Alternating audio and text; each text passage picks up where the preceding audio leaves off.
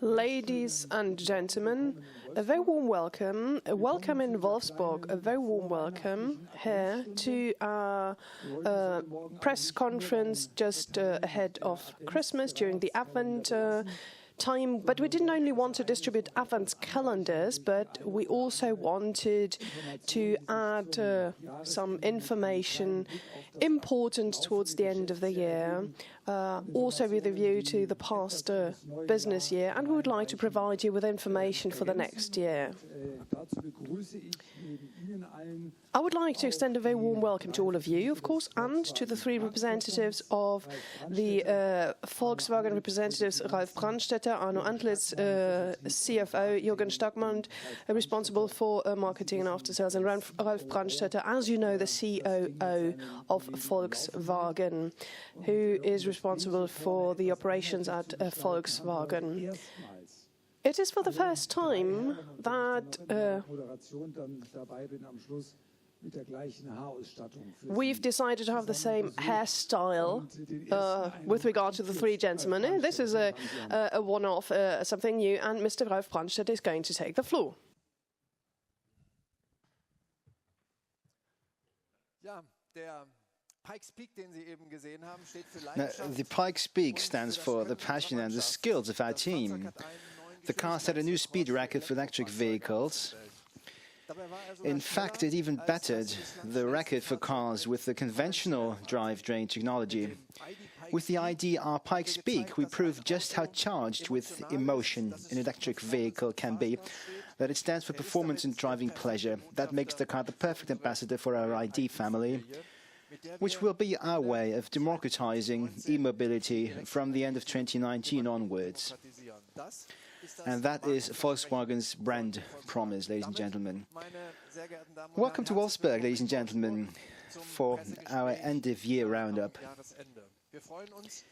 We look forward to reflecting on 2018 together with you. And above all, we would like to turn our attention to the future. We'd like to look at the tasks that lie ahead in 2019 and beyond. And we'll also be looking at the opportunities that lie in store for us. Volkswagen has made further headway over the last 11 months, and I'm delighted to be here with you today for the first time in my new function as brand COO. Now, what motivates everyone here is that we can all feel the difference at Volkswagen. The brand board members and their teams will continue to tackle this change process with vigor and commitment. Now, we mapped our path to becoming the world-leading volume manufacturer with the Transform 2025 Plus strategy. Phase 1, up to 2020, sees us strengthening our core business. To that end, we launched a major SUV offensive. By 2025, the global SUV portfolio of the Volkswagen passenger brand alone will have grown from the present 11 to over 30 models. By then, 1 in every 2 Volkswagen sold is likely to be an SUV with a conventional or electric drive. And we are systematically strengthening our competitiveness. Over the last 2 years, our return on sales has risen from 1.8 to just under 4%. That is important for phase 2 of our strategy, our big electric offensive aimed at making us a global market leader in this segment too. That involves big spending. As early as 2025, Volkswagen intends to be the world's first manufacturer to sell over 1 million pure electric vehicles. Beginning in 2025, in phase 3 of our long-term strategy, we will then also be rolling out autonomous driving with new services and fields of business based on this technology. Now, the Volkswagen brand continued to renew and expand its product portfolio in 2018. And that is one of the key prerequisites for enabling us to achieve the turnaround in the regions too. The new Touareg, our brand new flagship, celebrated its world premiere in China in March. The Touareg has already won the hearts of the media In Germany alone, it beat its competitors in 3 comparison tests. In China, the Touareg was recently named Car of the Year 2019, and China is a very important market after all. And our flagship is thrilling customers too. Just a couple of months ago, in China too, back in October, we presented 2 further models. The Tharu is an entirely new vehicle concept for young families in China. And on top of that, we extended our SUV portfolio in China with the Tyron. These new models will cater for customers' wishes in the fast-growing SUV segment. Our T-Cross, which we are launching next year, will be the equivalent of Volkswagen's World Car. The model will be produced and sold in Europe, South America and China. The T-Cross rounds off our SUV family. Going forward, our customers will find a Volkswagen SUV in every vehicle class. Now, Virtus, which you can see here, breathes new life into our brand in South America. It has already become a bestseller in Brazil, and it has helped us win back market share in South America. Last week, the Virtus won the Car of the Year 2019 award in Brazil. The good margin from the Virtus is boosting profits in the South America region, so it plays a key role in driving the turnaround in South America. In North America, we successfully launched the 7th generation of the Jetta, our global bestseller. The Jetta is our bread and butter car in North America. Now, as you can see from this chart, those are just a few of the highlights. We will continue to impress customers also with our new models. The preparations for the second phase of our strategy, the electric offensive, are in full swing. This year, we unveiled the ID family to the public at the Geneva Motor Show. We organized 2 ID media workshops, one in Zwickau and another one in Dresden. And we engaged deeply with the political world on this issue. More than 50 representatives from federal and state politics joined us in Wolfsburg to find out more about our e-mobility strategy and share an in-depth discussion with us on the right framework for e-mobility. In the meantime, conversion work in Zwickau and suppliers' preparations are hotting up. And it's only 333 days to go before ID production gets underway. Ladies and gentlemen, 2018 has been a year of contrasts. We enjoyed 3 very strong quarters. We reported delivery records for the first 9 months of this year and launched a raft of great new models. We also set the course for e-mobility. However, 3 issues have kept us on our toes in the second half of the year. WLTP, customers' lack of enthusiasm for the diesel, and the political framework. Our deliveries took a knock at the end of the 3rd quarter as a result of WLTP, and that impacted our performance in the 3rd quarter too. To be quite frank with you, WLTP was the ultimate stress test for us. But we have worked hard to sort things out. The majority of the variants for all 14 of our brand's models is now WLTP certified. Deliveries in November in Europe were therefore significantly less hard hit. And we expect this recovery to continue. Jürgen Stackmann will discuss this in more detail a little later. By the end of the year, then, almost all variants will be available again. The challenges are not of a technical nature, but relate to the number of measurements required. Each vehicle is given an individual WTP value, and that took a great deal of time. And we've learned our lessons from this. We have put together a comprehensive package of measures for the next stage of WLTP in 2019. One lever to enhance performance that we can pull ourselves is to improve our handling of the new WLTP test cycle. We are cutting the number of variants, thereby significantly reducing complexity. We are above all discontinuing variants with very low customer demand. Next year, We will be discontinuing 25% of the engine gearbox variants for Europe in our program, and we are concentrating on the high-demand variants for the benefit of our customers. In spite of this reduction, our portfolio in the volume segment is still at a competitive level.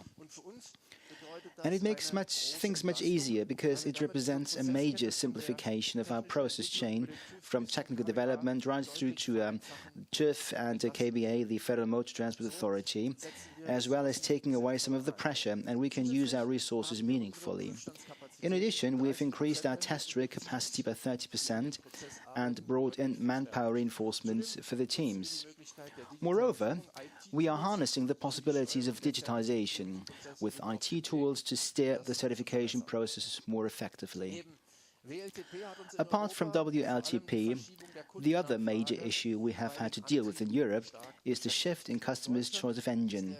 In Germany, the diesel is under heavy pressure, and there's been a strong shift away from diesel towards petrol engines as a result of the diesel crisis, and above all the discussion about banning diesel vehicles in cities. The petrol-diesel drive mix stayed at the same level from 2011 to 2015. Since then, though, there has been a sharp decline in customer demand for diesel engines. In light of the anticipated shift in the drive volume mix, we gave a huge push to expanding capacity at our plants and at our suppliers. At the end of last year, for example, we very swiftly increased our original planning capacity for the 1.5-litre TSI Evo engine from 500,000 to 1.5 million units in 2 stages. However, in isolated cases, our supply chain had to deal with undersupply of components manufactured with a high level of technical complexity. And we needed to respond swiftly and cushion this development by introducing temporary short-time work at some sites. In Europe, developments such as the UK's impending Brexit, the financial crisis in Italy, or the political crisis in Turkey are impacting our business. Worldwide, the trade war between the USA and China, the world's 2 largest economies, is threatening to escalate, even though things may temporarily calm down a little after the G20 summit in Argentina. And US import duties on German vehicles made in Europe are still on the table. And we hope the visit to the White House has brought clarity on the issue of future import tariffs. In terms of our operating business, we have done a pretty good job so far, given these geopolitical challenges. Unit sales, sales revenues, and earnings are very respectable.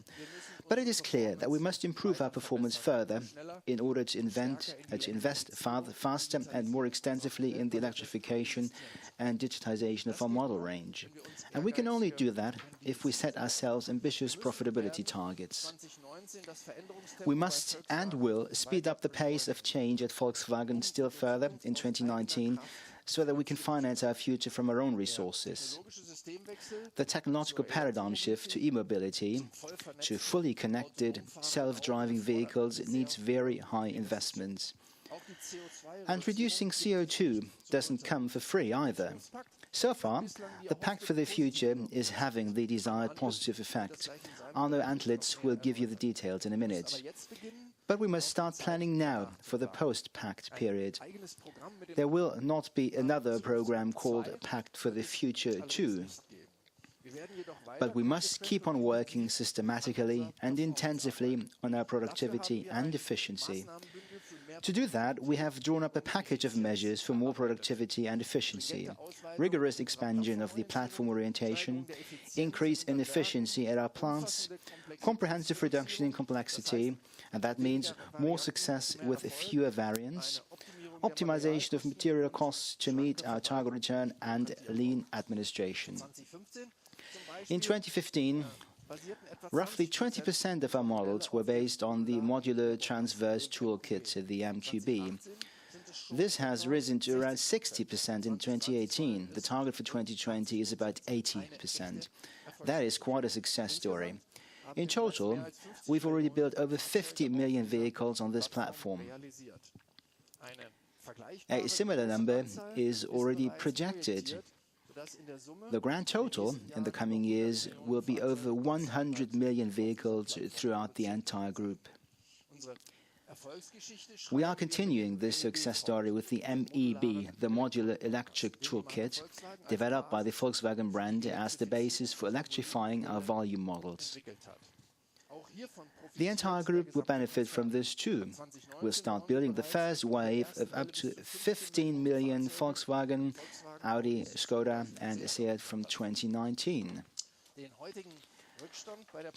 Step by step, we will close the present productivity gap between us and the best competitors. Production has a key role to play in achieving that. We are targeting an average 30% increase in productivity at our plants by 2025, while simultaneously making massive reductions in investments. We'll be reducing factory costs and investments by 1.5 billion euros compared with today's levels, and that will not be at the expense of the environmental balance. At the same time, we intend to improve our key environmental performance indicators by 45%. Complexity is too high, so we need to reduce that to boost productivity at our plants. Let me give you an example. We sold almost 84,000 Golf in Germany in 2017. More than 58,000 of these models had different configurations. A mere 400 Golf were identical, to say nothing of the different colors. In other words, we build one-of-a-kind cars. We intend to change that, and we'll be using 3 levers. Reducing the complexity of our portfolio through a customized product range, a meaningful reduction in engine gearbox variants and equipment variants, low-demand variants will be discontinued, and there will be intelligent equipment packages. In addition, we will be critically reviewing and optimizing every component family. Such measures reduce the storage space needed in production and simplify the entire supply chain. Ultimately, customers also benefit because ordering their vehicle via the configurator is easier. Optimizing our material costs is one starting point for more efficiency. There will be more digitization, connectivity, safety standards and CO2 measures in our next generations of vehicles. That will significantly increase both the value of our models and the material costs. To make sure these additional features do not send the price of our cars soaring, we are working very hard on optimizing our material costs further. One thing, though, is clear. Optimizing material costs must not be at the expense of product substance. We are also systematically addressing lean administration. One example is flat hierarchies, which we are now implementing. We've set ourselves clear rules and are realigning our organization on this basis, thus becoming more agile. So much as regards our planned efficiency increases and our planned performance improvements.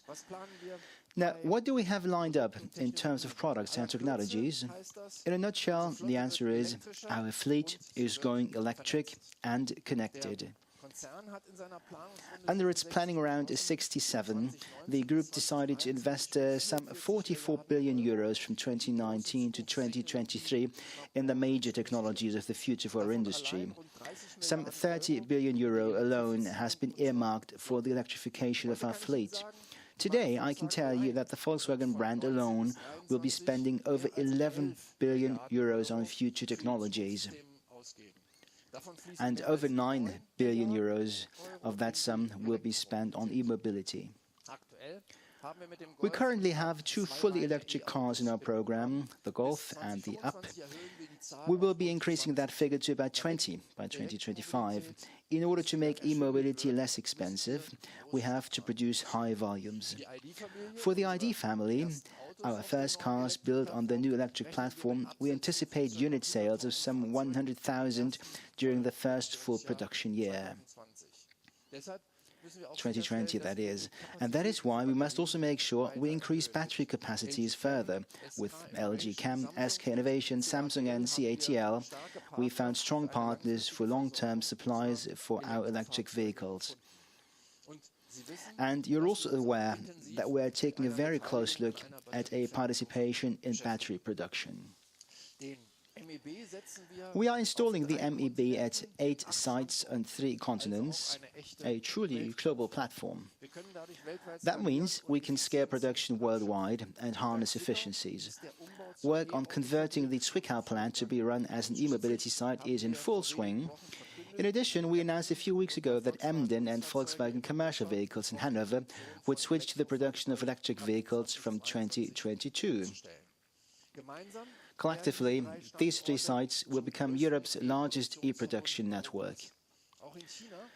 2 electric vehicle plants are also taking shape in Anting and Foshan in China, with MEB start of production scheduled for 2020. For North America, we plan to make a decision on an EV production location soon.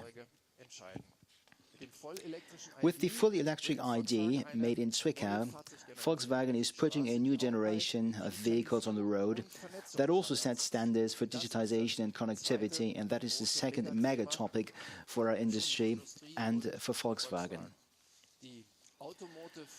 The Volkswagen Automotive Cloud lays the groundwork for offering an ever-growing range of digital services in fully connected vehicles via our WE ecosystem. We are building up our strengths with further partners. We recently welcomed on board Microsoft and Iconium, acknowledged experts in digital business models. And we are confident more partners will be joining us soon. The aim is to create the world's largest automotive ecosystem that links up all of our customers, cars and dealers. Ladies and gentlemen, when it comes to products, technologies and efficiency, 2019 will be the year in which we step up the pace of Volkswagen's transformation even further. However, it is clear that we will not be able to achieve our goals without the oft-cited and above all urgently needed cultural change towards a more open, less hierarchical, agile Volkswagen, and we've adapted our structures accordingly. We are creating a lean organization through fewer hierarchy levels.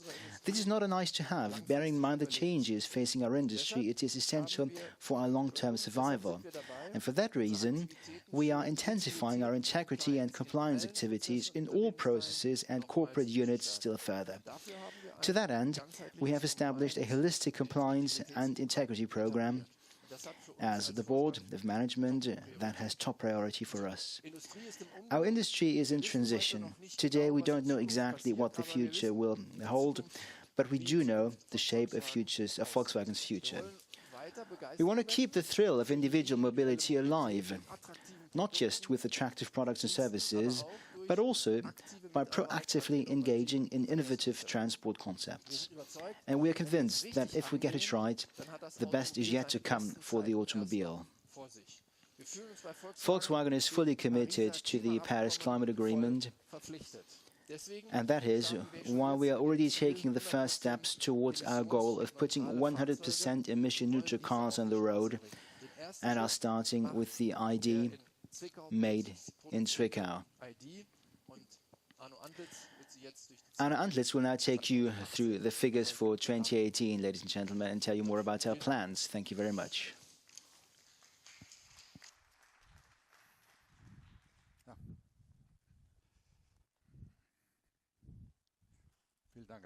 Thank you very much, Ralf.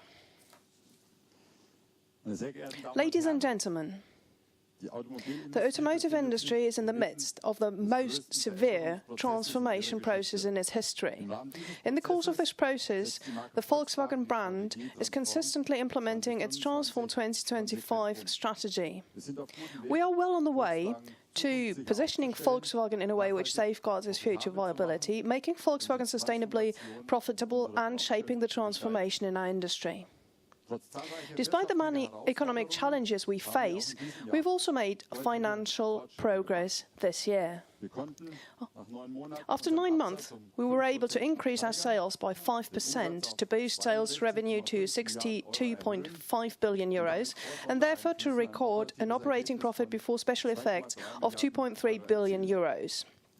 That corresponds to an operating return on sales of 3.7%. In 2018, special effects as a result of the diesel issue amounted to 1.6 billion euros. However, the operating profit and return on sales after 9 months were also below the figures for the previous years before special effects. Especially in the third quarter, the changeover to the new WLTP test procedure posed significant challenges for us and had an impact on financial figures. In the first half of the year, our financial progress could clearly be seen. The impact of the product offensive became apparent. The Zukunftspakt, or Pact for the Future, had a positive financial effect. The turnaround measures in the regions started to take effect.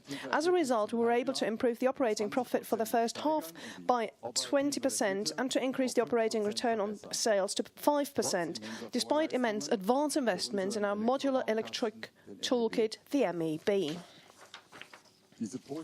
These positive developments also continued in the third quarter.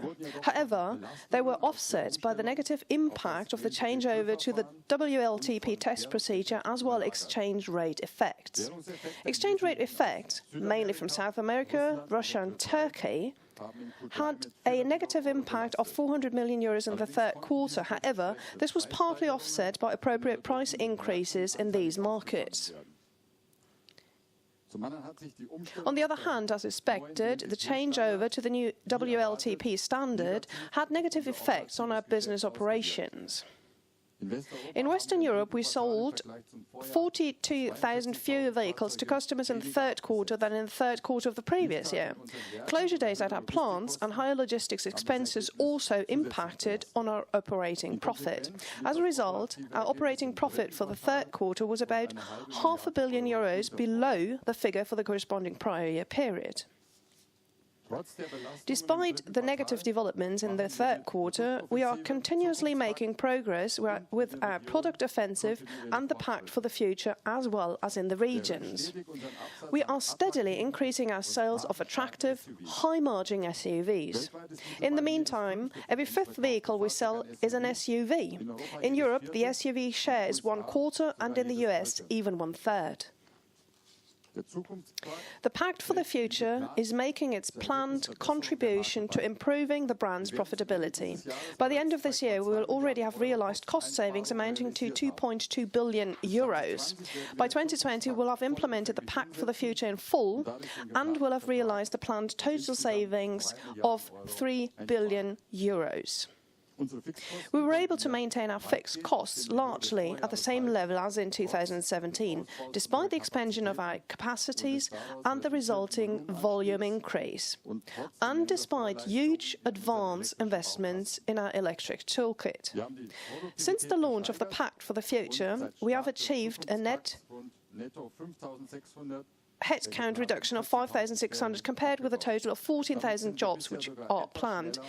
We have therefore made rather more rapid progress than we had expected. The 9,300 early retirement contracts already signed are a key element in this approach. At the same time, we have created almost 2,000 new jobs in key future-oriented fields. The new colleagues are providing support in the areas of software development, user experience, autonomous driving, and new mobility offerings.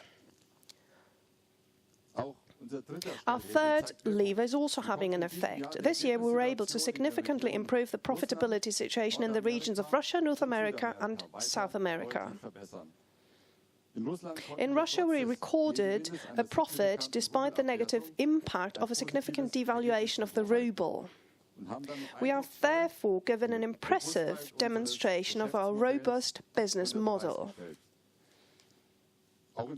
In South America too, we have experienced positive impetus with respect to sales and operating profit. By next year at the latest, we will re-enter the profit zone in this region thanks to the new locally produced SUV. In North America, we have expanded our product range, further increased volume, and therefore significantly improved the profit situation.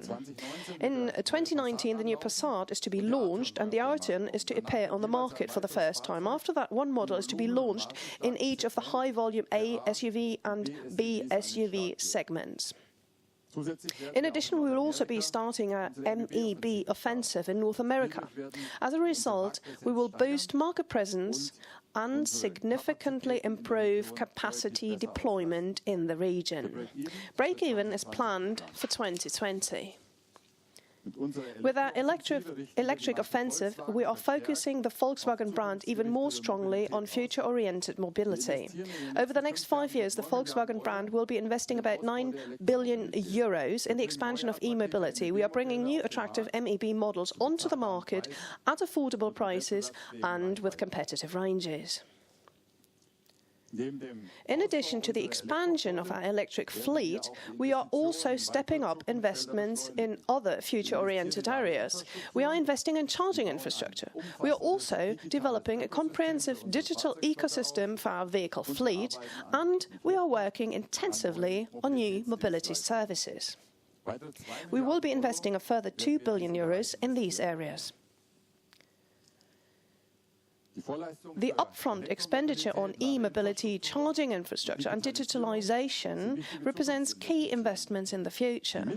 We must earn the funds required for these investments in our core business. In addition, enormous investments will be required by 2020 for compliance with CO2 fleet targets and vehicle emission limits. The growing demand for SUVs and the falling share of diesel vehicles has made the situation even more tense. Apart from these two structural issues, discussions concerning tariff barriers, the less than clear effects of Brexit, and the resulting uncertainties for the global economy are increasingly having a negative impact on our business. We will therefore need to make tremendous efforts, especially in 2019 and 2020, to reach our target of an operating return on sales of 4 to 5% by 2020. Ladies and gentlemen, we are well on the way to significantly improving our financial competitiveness. However, in order to make the Volkswagen brand sustainably profitable and to finance the challenges faced after 2020, we will need to redouble our efforts.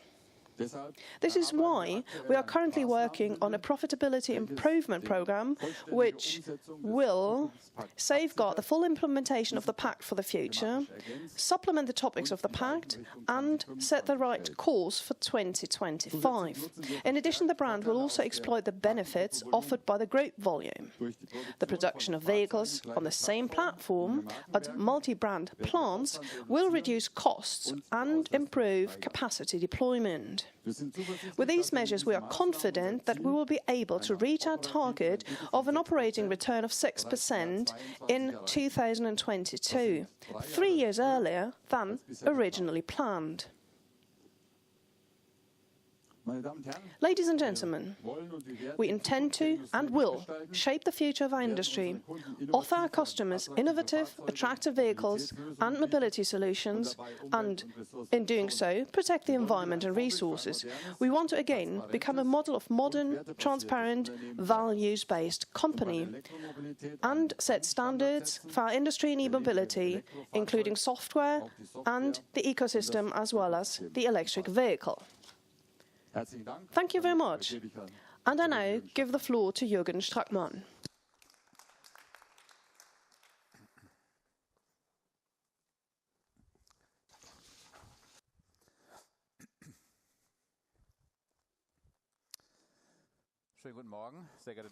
Good morning, ladies and gentlemen. A warm welcome to you, to Wolfsburg. Many thanks, Arno. Many thanks, Ralf. Ladies and gentlemen, let me start by giving you an overview of the delivery situation at the Volkswagen passenger cars brand. Deliveries by the Volkswagen passenger cars brand in the current 2018 fiscal year continue to develop well in a challenging market environment with a headwind in some major regions. From September, our performance in Europe was significantly affected by WLTP, and we've already hinted at that. This followed excellent delivery figures up to August. In the meantime, we are making good progress with the WLTP changeover for our model portfolio. We are over the worst, and deliveries are clearly picking up again.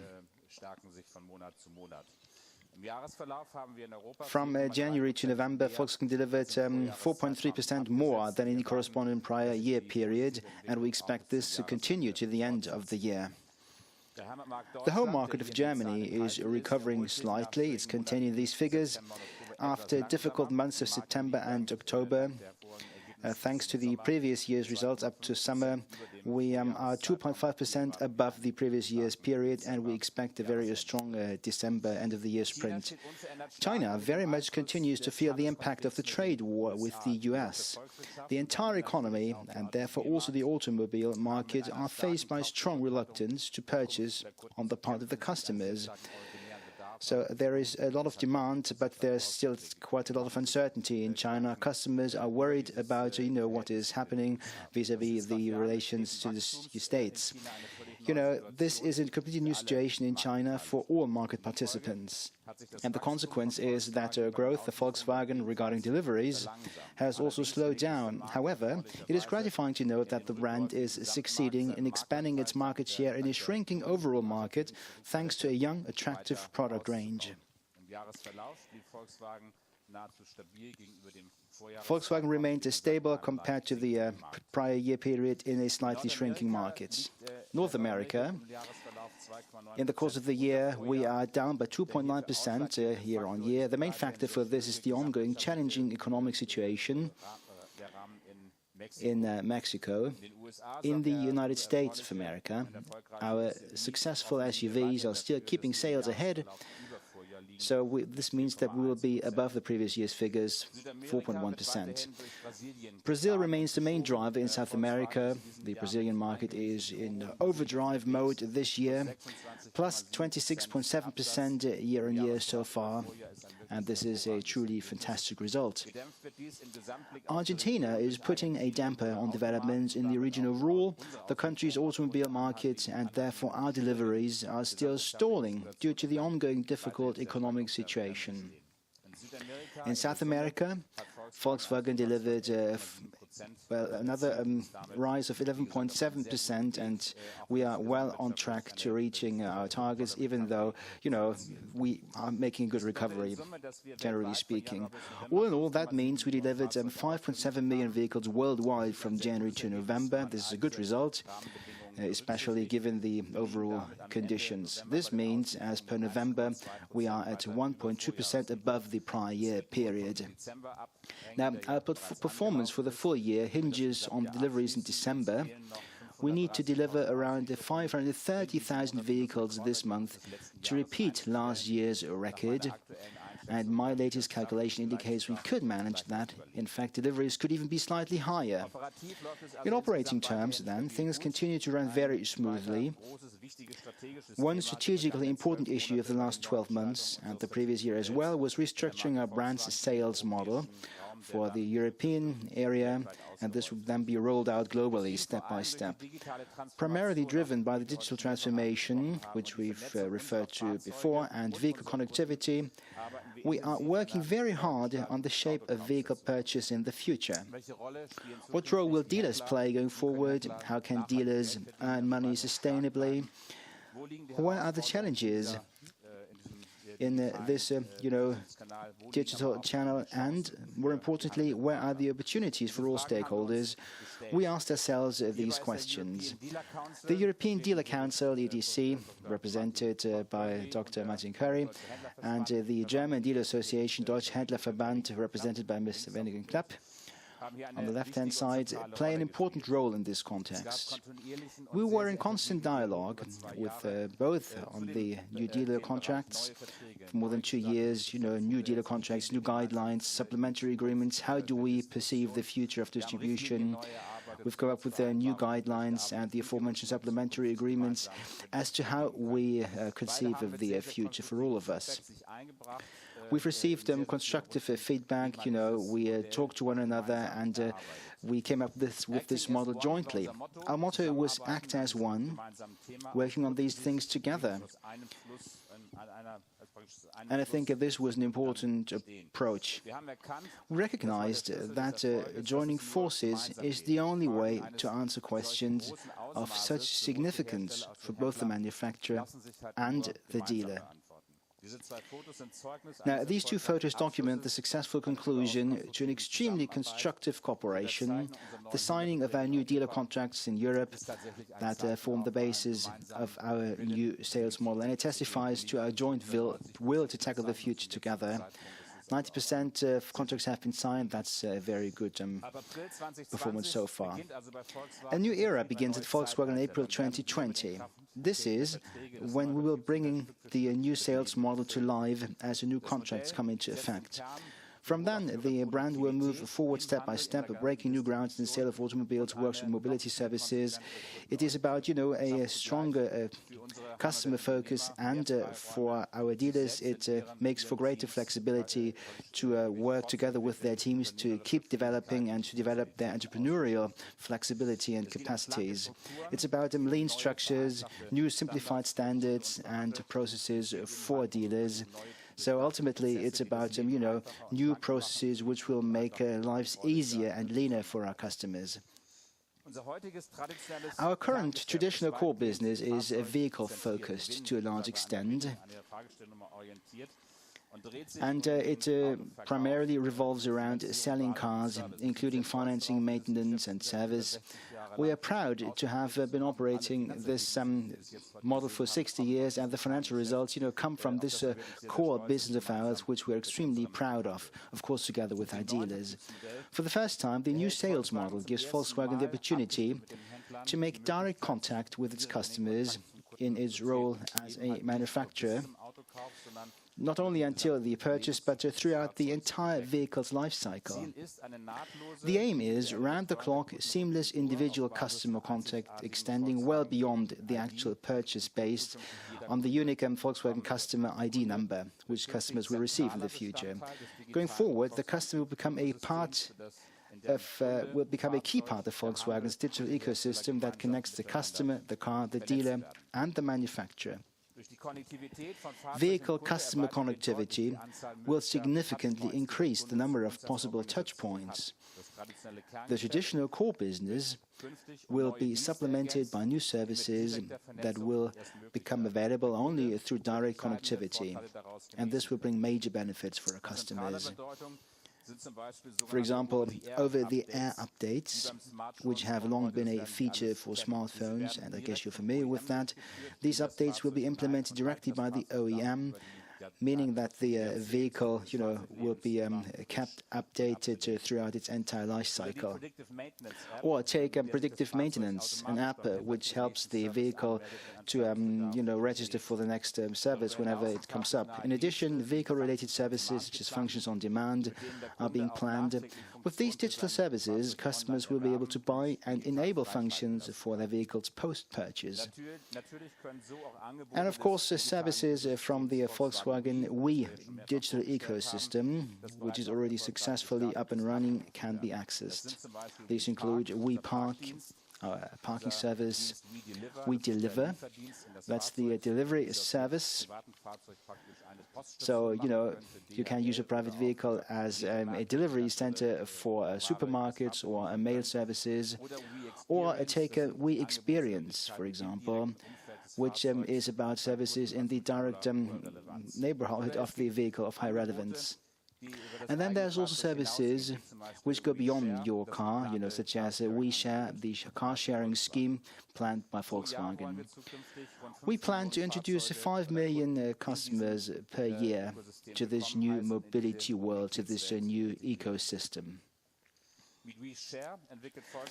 With We Share, Volkswagen is developing a comprehensive all-electric car-sharing offering for the major metropolitan cities in Germany in a first phase, and for other countries in Europe later on.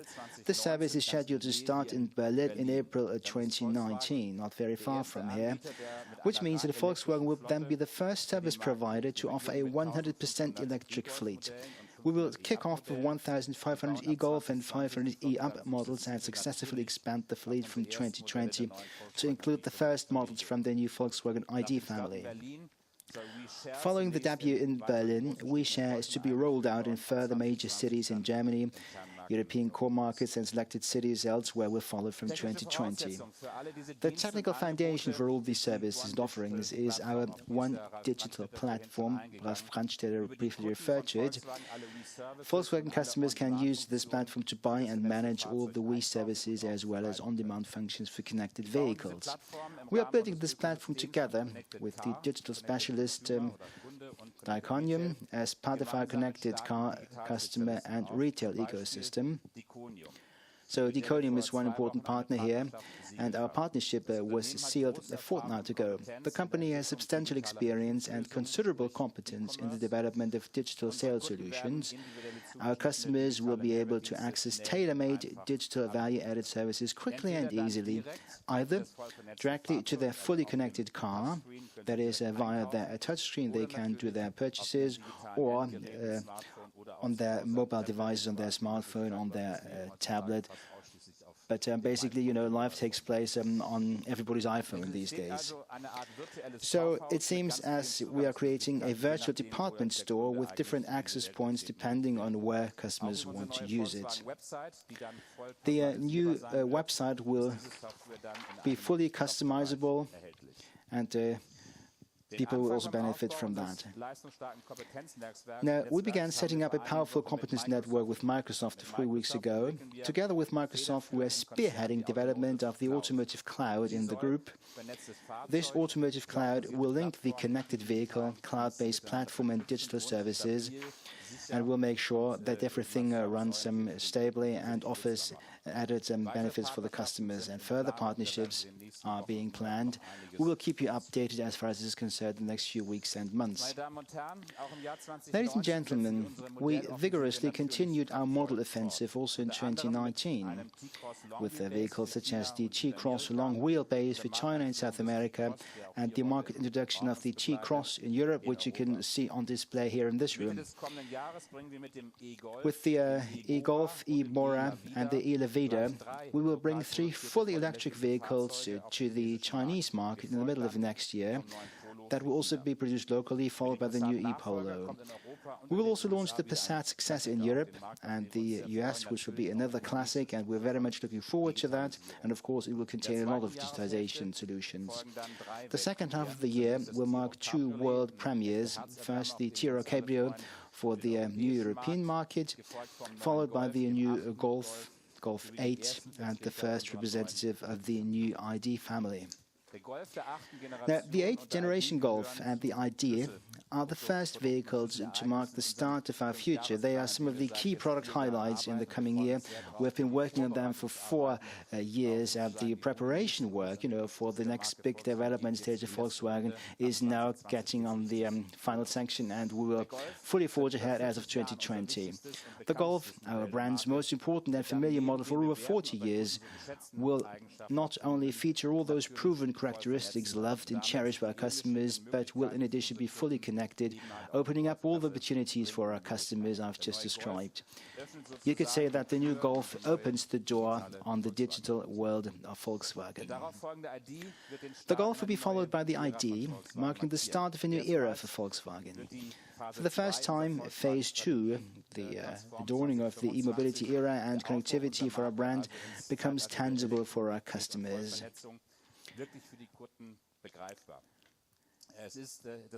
The ID will be the first fully connected, fully electric car and will be a symbol of the new Volkswagen. It will be the beginning of an entirely new and exciting story. And it's so exciting because we've been involved in this project right from the start, and now after 4 years have elapsed, you know, we will finally be complete. We intend to democratize e-mobility with the ID family. Just as Volkswagen brought individual mobility to people decades ago, we are now seeking to make e-mobility accessible and affordable for everyone. The ID has a range of up to 550 kilometers according to WLTP, and 550 kilometers is the relevant figure at the price level of a current Golf diesel. The ID will be launched as a 100% emission-neutral electric car. It's very important for us because we want to make sure that our customers have the good feeling that this car doesn't come with a CO2 baggage, neither in production nor in operation. So it is handed over as a emission-neutral electric car, which means that customers can really benefit from all the advantages of e-mobility. We take care of that throughout the entire value chain. We're making production in Zwickau CO2 neutral. Battery cell manufacturers have committed to using green power from renewable sources. Of course, this comes at a cost, but we are happy to invest this, on the way to becoming, more energy neutral. When it comes to the operation, we will be using green power. Unavoidable emissions will be offset through certified climate protection projects. Now, in terms of reducing complexity, ladies and gentlemen, the ID will be a trailblazer. We are firmly convinced that we need to cut complexity. We need simpler structures. This comes at a major advantage for our customers. A configuration via smartphone must not take longer than 5 minutes, 10 minutes or so, because after some time, customers will no longer feel like going on with the configuration. So we will reduce complexity for the configuration step. Fewer clicks will be required to select a model, range, color, and equipment package. And there won't be many, individual solutions. We will offer a number of solutions which make sense. So customers should enjoy configuring their car, and that's a noble target. Also, you will be able to book additional services when purchasing or later on. Our aim is to be more customer-centric and less focused on engineering. Now, this new era kicks off next year when customers can pre-book an early slot for their ID. This is new territory for Volkswagen. And sometime in the first half of next year, customers will be able to pay a deposit and secure an early production slot for their ID. And we are convinced that this will be a major success also when it comes to the new era I refer to. Now, we're looking forward to the next 2 years. The whole team is looking forward to the next 2 years. These will be magical years for Volkswagen. We've been looking forward to this magic time for Volkswagen for a long, long time. Vehicles, customers, and our dealers will be fully connected, creating a seamless customer experience, and the Volkswagen identification number, the ID, will enable us to address our customers' needs with greater efficiency and individuality. We will be debuting pre-booking for the ID, marking the beginning of e-commerce for us. In addition to the realignment and technical innovations, next year we'll also see the launch of our new brand design, which will give the brand a more modern, a fresher, and more personal look. On that note, later on, next year, it would be premature to talk about that now. Thank you very much for your attention, and on that note, I'd like to hand over. I'd like to ask Mr. Brandstätter and Mr. Antlitz on stage. Ladies and gentlemen, now we've got time until 11:45 for your questions. And I'm very pleased that Mr. Krog continues the tradition because it is him with the first question.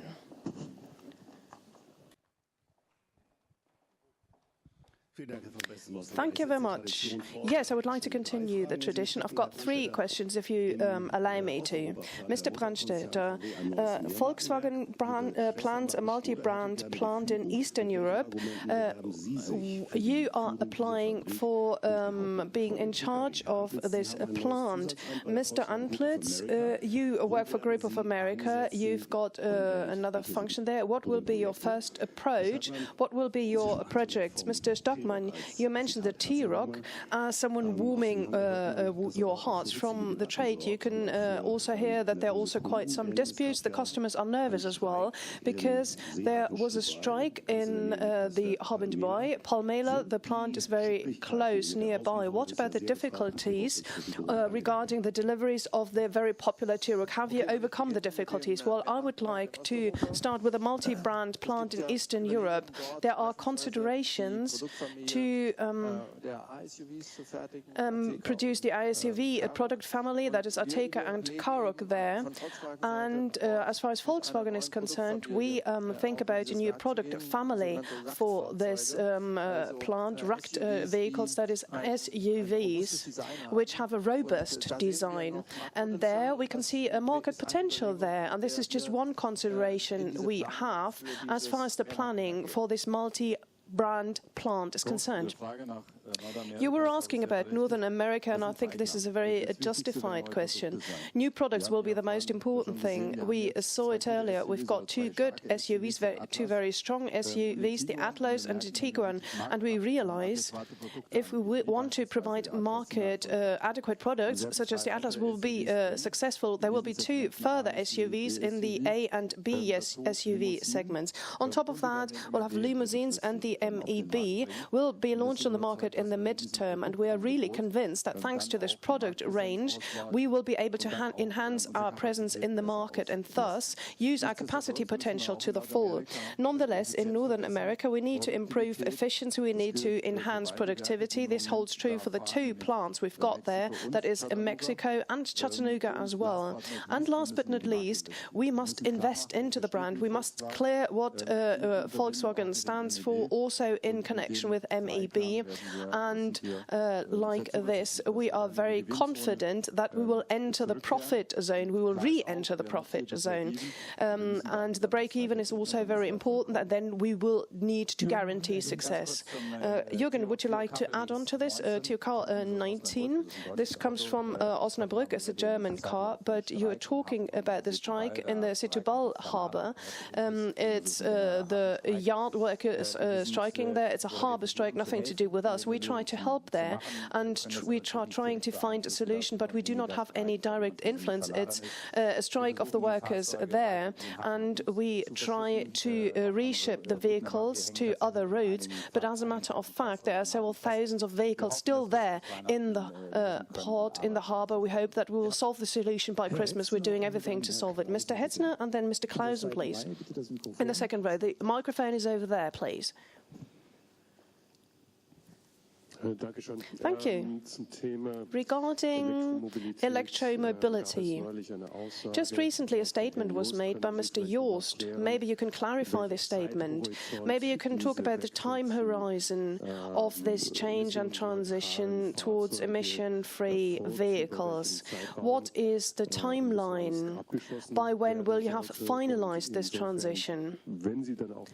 And along these lines, if you talk about emission-free vehicles, does it also mean that combustion engine vehicles will use synthetic fuel? Will this be included, or is this excluded as an option? And on ID pre-orders. Maybe you can explain the reason why you have this in the pipeline. I can understand it with Tesla because they had a limited capacity and people wanted to get their cars as quickly as possible.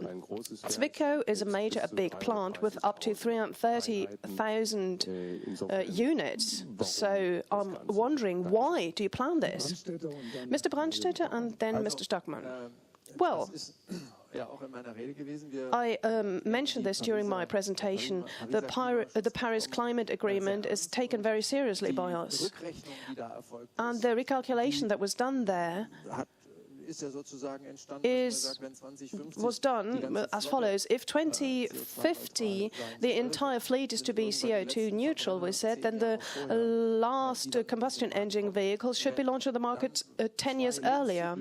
And if you suppose that there will be two life cycles running on one platform, and we have to deduct 14 years, and this means 2025, 2026 as a result. If you then add 4 years of planning time, then we we can calculate this deadline, and this is getting rather close. This was the calculation we did backwards. I think nobody can really predict the very exact deadline. This was just the approach of calculating this back, and a lot of things are relevant in this context as far as the change is concerned. It depends on when the e-cars will go down well with the customers, because it's the customers also taking a decision there. What about the infrastructure? How quickly will it develop? What about the individual market? Will they be open for this new topic? All these are relevant issues. So you wish for a very precise date, I suppose, but unfortunately we're unable to give you a very precise date. But synthetic fuel, this is an alternative. But as far as efficiency is concerned, we bank on electric vehicles, and this so as to achieve the climate goals, thanks to the electric vehicles. As a matter of fact, there's this guiding principle that we, the company, want to fulfill these things. Because logically speaking, this is more than just Volkswagen. We also need to embark upon this path together with society, and it's a fascinating point. We do have this strength as a brand, and we have to democratize this and then enhance quality and maintain this for the future. That is to maintain mobility and also be CO2 free for the planet. This is a guiding principle for us as a team, and we want to accept this challenge. What it will look like in detail in the next 20 to 25 years, well, we need to see. But it's a great and fascinating guidelines for us as well. Pre-orders, it's rather straightforward. In Europe, it was 2.5 years ago that we had intense discussions on with the team on the platform, the ID platform, when e-mobility was not very popular yet. But now we realize that there's really important demand. Demand is increasing regarding the e-Golf, for instance. It has been sold out because we can't produce everything that the customers require from us. And we realize that in markets such as Norway, there are customers who immediately express themselves and say, I would like to get the first vehicle, I want to be part of the first wave, and we would like to make this opportunity possible for our customers. That is to express themselves early on, to make their comments, and to be the first and amongst the first drivers. And we think that we can achieve a lot on this path. This launch of the new idea of Volkswagen is to be designed in a different way than in the past, where we had to tell people, well, you have to see what will happen. We want to involve customers into this last year of pre-transformation, and we're very much looking forward that will make this possible in Europe and the major European markets, and the markets push us to get started quickly because they're looking forward to this moment, and customers really clearly state that they want to be amongst the first drivers of these cars, and this is part of the entire concept to clearly embed the brand Volkswagen in the market. Mr. Clausen in the second row, and then Mr. Doll. Markus Clausen. Thank you. One question regarding cost cutting. You mentioned further cost cuttings. Could you give us specific figures? 3 billion by 2020 have been achieved by 2/3. What about 2050? Could you give us details for what you want to achieve by 2050? Is it the 1.5 billion, Mr. Brandstätter, you mentioned, or are they included already? Do you hold talks with workers already? And if so, what is the mood there, the atmosphere? And the second aspect, the operative result this year. It's 4 to 5% range. You want to achieve the lower end of the 4 to 5% range. Could you clearly specify whether it's rather 4 or rather 5%? Maybe just the antlers first, and then Mr. Brandstätter can add to this. Well, maybe let me start as follows. We started in 2015, 2016 with 2% only, and then we devised and designed the future pact so as to improve this and to also make earnings so as to be able to invest in the future. We can see that the future pact is running smoothly. We expect to have the 3 billion, and by 2020 we will achieve the 4 to 5% profit. But obviously 4 to 5% is not sufficient for us to be sustainable in the long future. After 2020, we have planned further investments into e-mobility. We will invest into autonomous or driverless driving, and to this end we need more funds. 6% is just a limit, and as of 6%, you will then make sufficient profit so as to make these investments. This is why we've defined a bundle of measures together regarding the time after the Future Pact, after 2020, how to generate these funds. And I can confirm the figures. It's approximately 3 billion on the cost side, and this is along the same lines as the Future Pact. And there is a slightly different composition, a slightly different time horizon, but the size will be approximately 3 billion. This is about the productivity. The plants are to be 30% more productive. We will have a more lean administration, and we will thus need prerequisites such as new IT systems which will help us to achieve this goal. And we'll also have support for the topics. Mr. Brandstätter mentioned the material costs, for instance, so you can expect that this is the size, the figures we're talking about. The talks are ongoing. Yes, we do hold talks, and the talks are very constructive. You asked about the mood and the atmosphere, and I can say at the moment the atmosphere is very good. There was another question regarding 2018. Yes, you mentioned a margin corridor was 4 to 5%, and just some years ago we specified it, and we said we will be at the lower end, mainly due to the WLTP issue. From today's point of view, we stick to the goal of 4%. However, I have to say that this will not be easy. You might be wondering now, why is the Chief Financial Officer here in December in front of us and can't be really firmly convinced what the future will hold in store? Well, this is due to the following effect. We still lack a few WLTP releases, or we only received this in the past weeks and months. So many of the vehicles which have been approved are still in our store rooms, and now in the remaining days, I have to say, in the remaining days, we have to transport and bill for the vehicles we build in this period of time, plus the vehicles we've got in store. And this, of course, has a huge impact on our logistic capacities. You know that December is not a very long month. There will be Christmas, and afterwards we will continue working, obviously. And we will definitely try our utmost until the very last day of December so as to transport the vehicles and make sure that our customers will receive them. And we clearly stick to this goal, but it will definitely not an easy task for us. Mr. Doll next, and then Mrs. Jansen. Please, the microphone over to Mr. Doll first. Doll die Welt. Mr. Brandstätter, you said that next year you want to remove 25% of the engine transmission vehicles from the program. What about the costs and the customers there? These variants were not only provided just like this. You also mentioned the switch of the diesel share, diesel and fuel engines. What does that mean for production at Volkswagen? What about the engine plants? Do you have to have a switch towards fuel engines? Because you will not have a recovery with regard to diesels, I suppose. What about WLTP?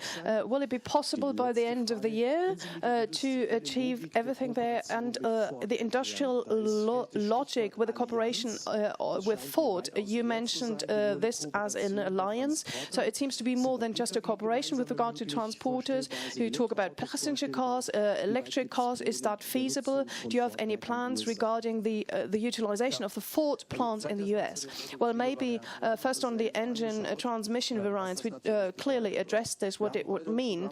And today we do have a program where we can combine initial engines with automatic transmission with four-wheel drive, etc. And we realized nobody wants to buy this.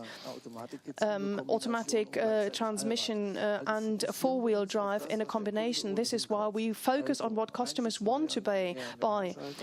For instance, a manual transmission, higher performance or power engine as an availability and a possibility with four-wheel drive and automatic transmission. We thus have to set the priorities so as to reduce the variance without having reduced sales figures. Secondly, and I reported on this, for approximately 18 months or 2 years now, we have prepared ourselves for the following situation. We realize that there's more and more pressure on the diesel cars, unfortunately, we have to say, because currently the diesels are clean.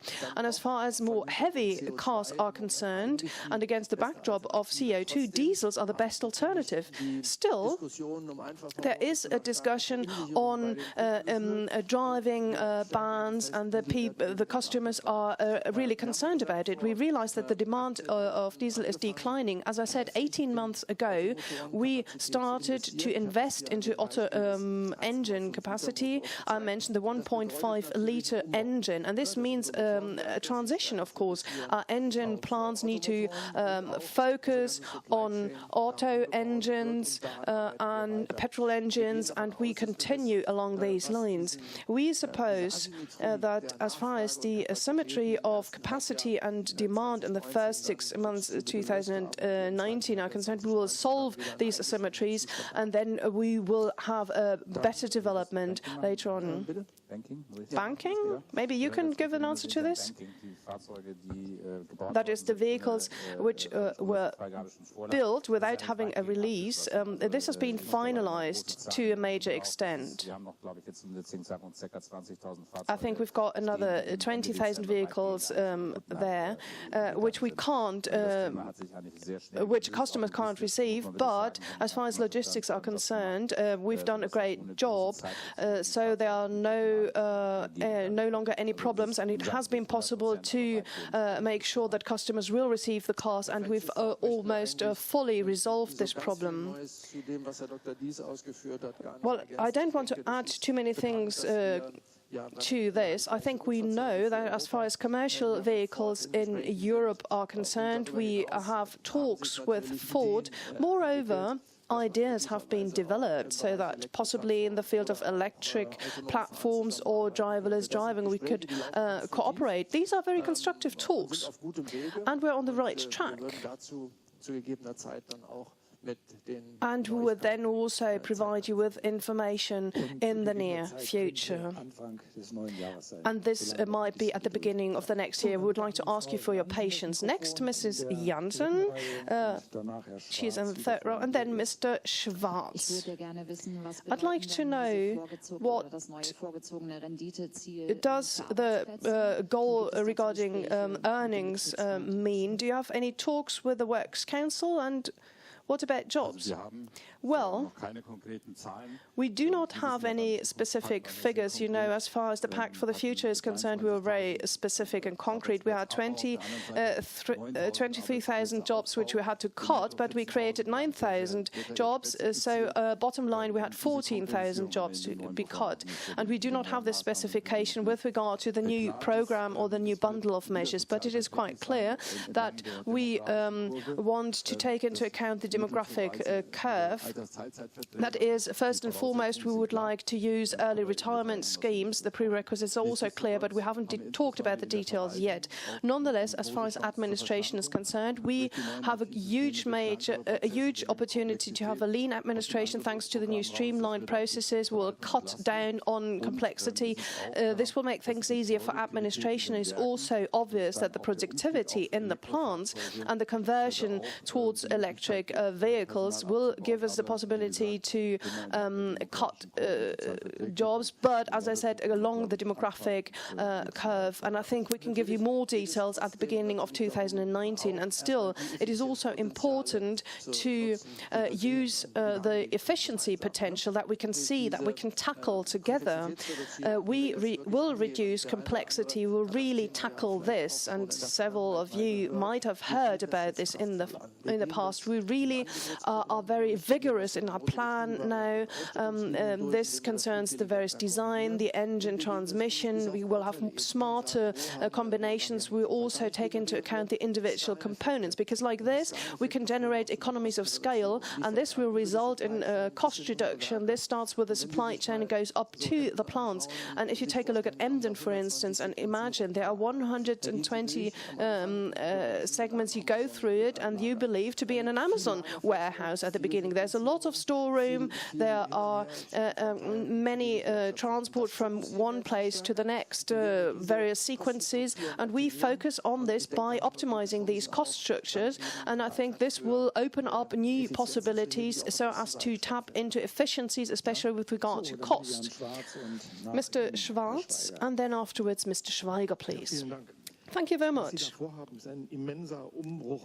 There will be an immense change, everything that you've planned, and there are so many figures which will be included and involved, huge figures. I'd like to know the following. You bank on electromobility, and, well, we all do not know what electromobility will look like in the future. There will be a time when the phase of combustion engines will phase out. But you calculated this backwards. At what moment of time did you meet in a team, or in what situation? Maybe you can lean back, maybe you can think about it and remember and describe to us what kind of moment in time this was when you convened, and what ideas did you have so as to kickstart this transition, I mean, in your talks amongst colleagues. And now I would like to give you some time to think about it, to ponder, and then I would like to go back down to earth, because I've got two further questions. You mentioned the target of earnings to the tune of 6%. Someone mentioned 7 to 8%, so as to be really prepared in case of further crises. Maybe you can further elaborate on your plannings. Maybe you can give us an annual figure linked to this. You mentioned that you wanted to reduce jobs. Well, there will not be a pact for the future #2, but you want to reduce jobs further, and you said that you wanted to do this in a good way. What do you mean exactly? How many jobs will you cut? And then there's the E-plant in the US. Chattanooga will be an option. You mentioned that there might also be other alternatives. Maybe you can give us more details whether you rather tend towards Chattanooga. Mr. Brandstätter first, and then Dr. Antlitz second. Well, at the moment of an insight, well, high investments is what we're talking about. We really want to invest a lot into e-mobility. You're right, 9 billion for electromobility and 11 billion for all future topics within the brand of Volkswagen. And we, of course, were thinking about why do we want to promote electromobility? Well, because we hold the view that electromobility provides the best opportunities to meet the climate goals and requirements, and we take them seriously. We want to meet these requirements, and we believe that this is only possible thanks to electromobility. This is why we invest into electromobility. We change our plants, we rebuild them. We need battery plants which are being built. We need to take into account our suppliers, and we want to achieve the goals through e-mobility. You mentioned or asked about the very moment in time. Well, you know, this has been a process. You asked about the situation, what was it like when we talked about it. Actually, we started 3 years ago to set up MEB, and we raised the question what the goals of the CO2 goals of the fleet in 2020 would look like. How could we achieve these goals? And we drew the conclusion rather quickly that this was only possible by promoting electromobility. We started to electrify by MQB and up fleets, so as to show how this would be possible, so as to provide service, something that was possible quickly, that is to invest into electrification in an existing platform. But it was quite clear rather soon that this was not competitive, because today the cars are still too expensive, and as far as the range are concerned, you can't really use them in everyday life. And this is why we started developing the MEB. Thanks to MEB, we solve two of the three problems for the customers. First of all, the cars will be made affordable. We suppose that the cars will be as expensive as Tiguan or a Golf diesel, a Tiguan diesel. That is, the cars will no longer have this higher price, just like electro cars today. And the range will change as well, because the platform will develop further, the cells will be developed further. We will have a range of 400 to 600 kilometers, and finally we will also then be able to provide services customers can decide to choose for themselves. This is why it was clear that the first CO2 emission goals would be realized by 2020, only like this. And this is what we tried to achieve during the past 2 years, because 2020 is quite close. But we also have to take into account Paris 2050, and we were looking around for alternatives as well. We, all of us, we then took the decision and said, we stand by the Paris climate goals. We want to achieve them. We were weighing off alternatives about the drives, and then we decided to further electro-mobility. And now we specify and want to specify these plans further in the next months and years. So we weren't sitting around, a fire, drinking red wine when this idea first came up. Mr. Schweiger, you're next. After that, Mr. Nenzer. You asked about the profitability of 8%, right? Perhaps just very briefly, let me tell you how ambitious 6% are, because 6% already contains a lot of upfront investments for e-mobility, especially in the early years. The factories need to be converted to e-mobility. E-mobility will only be ramped up in the future, so the factories, the first 1, 2 or 3 years, won't be fully utilized. So there will be a lot of pressure on the margins. The margins will be poorer compared to IC engines. Also, combustion vehicles will have to put up with some cost increases in order to meet the CO2 targets. A whole lot of more technology will have to be on board the vehicles, better engines, rolling resistance, optimized vehicles, braking force, support systems, etc., you name it. Also, for autonomous driving, in the second decade, starting in 2020, we're going to have to make a lot of upfront investment. Also, when it comes to connectedness for the IC vehicles, all of this needs to be compensated for. So the aforementioned 6% profitability is quite ambitious, as I said before, and will come with a huge demand on everybody. Now, looking at the current environment, let me tell you that the product as per se is excellent. We've got a great fleet, we have a global presence, and we have huge scales. So the question that keeps coming up is, why shouldn't we be able to generate a similar margin as other competitors? There are competitors out there who earn a bigger margin.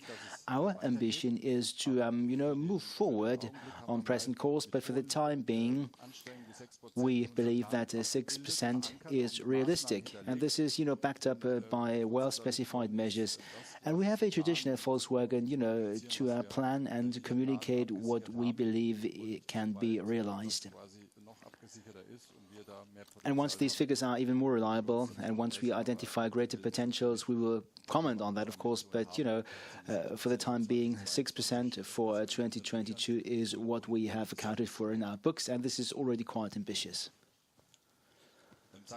There was a question off mic. The question is about the conversion of plants to e-mobility.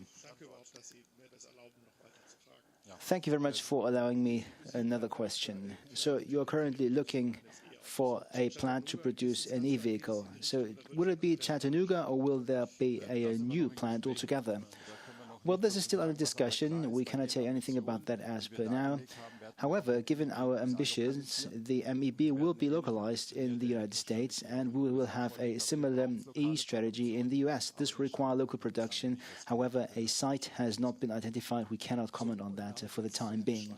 On that note, over to Mr. Schweiger. After that, Mr. Menzer, the gentleman who knows everything already.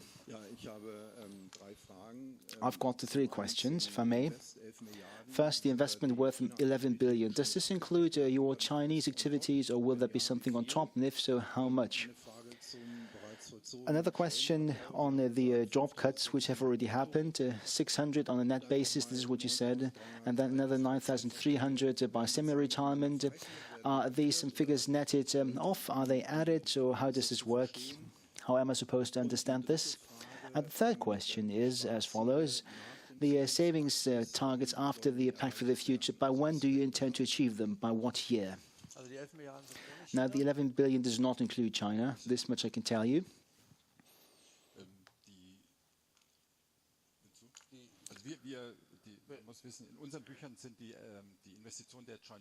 Now, the investments of the joint ventures are not contained in our books. This much I can tell you. There's a small share for the FPV vehicles we are exporting to China, but we can only comment on our figures. Now, these 11 billion only relate to the investment of the Volkswagen passenger car brand. Regarding job cuts, your question was whether we offset these figures. 23,000 members of staff will have to leave. However, there will be 9,000 members of staff that we will hire in, workplaces of the future, and the delta is the number of jobs that will actually be cut. Now, these figures are already known. Your calculations make sense. On a net basis, we now stand at 5,000, and with the additional semi-retirement contracts, we'll be able to achieve 14,000. So these figures will be added.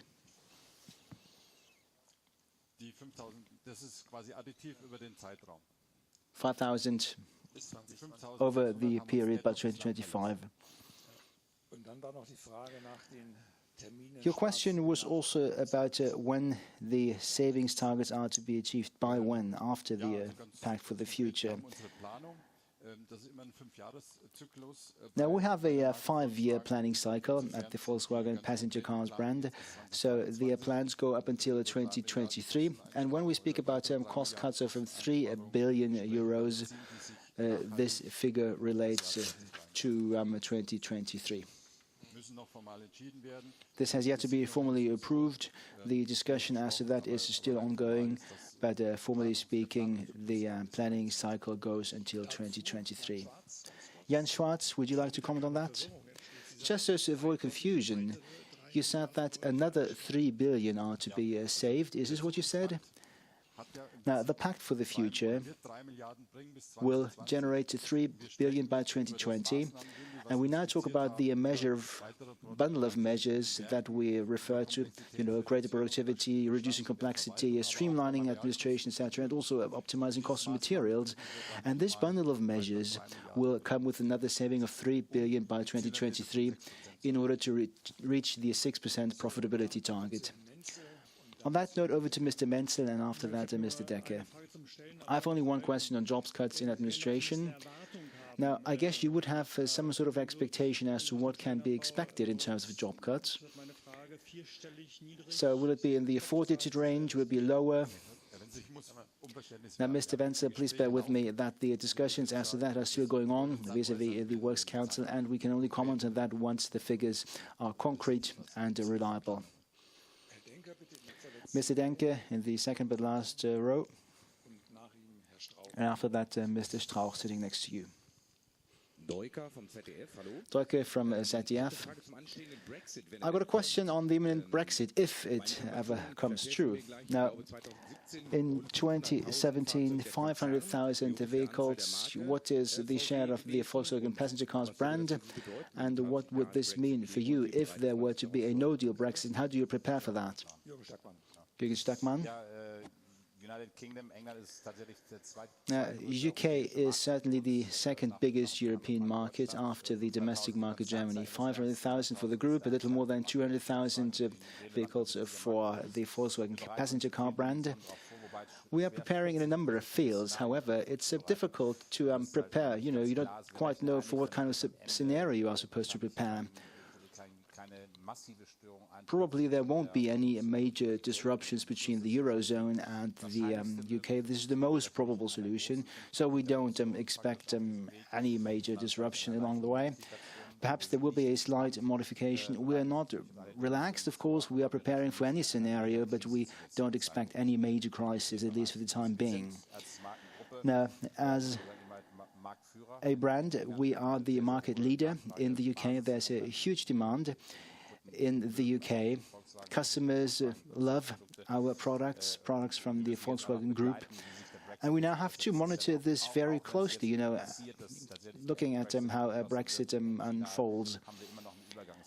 Ultimately, there's always going to be a transition period until it finally takes effect. We monitor this very closely, but for the time being, we believe that it will be smoother than we would have previously thought. Now, the last question, the second but last question, is from Mr. Strauch. Rüdiger Strauch, NDR Television. I've got two questions. First, one question relating to the WLTP test cycle. Who will be responsible for the issues associated with that, and what is the name of that person? The second question is to do with the CO2 targets in the European Union, 95 gram. That's the target per kilometer, and this is a requirement which will take effect as of 2020. You are building bigger and bigger SUVs all the time, so how will you manage these, average value of 95 grams? And if you don't manage, have you factored in penalties to be paid for that? Let me focus on your last question first. Now, we don't plan for any penalties. The 95 gram target is something that we will believe we'll be able to achieve, including our e-vehicles, and we believe that come 2020 with the MEB fleet and the target to launch 100,000 vehicles on this platform, this will allow us to meet the CO2 targets. Now, regarding WLTP, I've described it before. We've been busy working on this issue, as you will know. Now, WLTP is something that, from a process point of view, has been moved up. And I can also tell you that we looked at all of our processes, trying to make sure that we find a solution to WLTP. We did this as a joint effort. All of our teams were involved, and we are quite confident that by the end of this year, we will have finally taken care of that, and we are now preparing 2019 as regards to this. Mr. Stegmaier.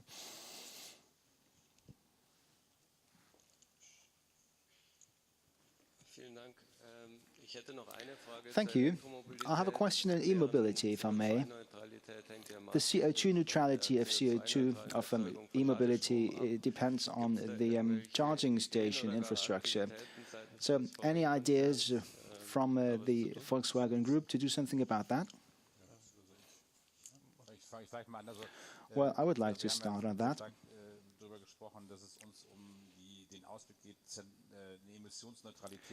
We've said that emissions neutrality is something that we need to look at, across the entire life cycle. We are primarily responsible for the manufacturing of e-vehicles. And, I believe that it's important to be in a good position here. So we look at the entire value creation on production, the entire value chain. We need to get everything right here. And if things cannot be implemented technically, we have to look for other measures. Now, we will be offering green electricity in most of the European markets, which means that customers can, charge their vehicles CO2 neutrally. But then it will always be, the decision of the customer. The customers have to want it. We are convinced of that, which is why we believe that the endpoint 2050 is so important. Together with our customers, we have to move towards this target. This is a collective target for all stakeholders.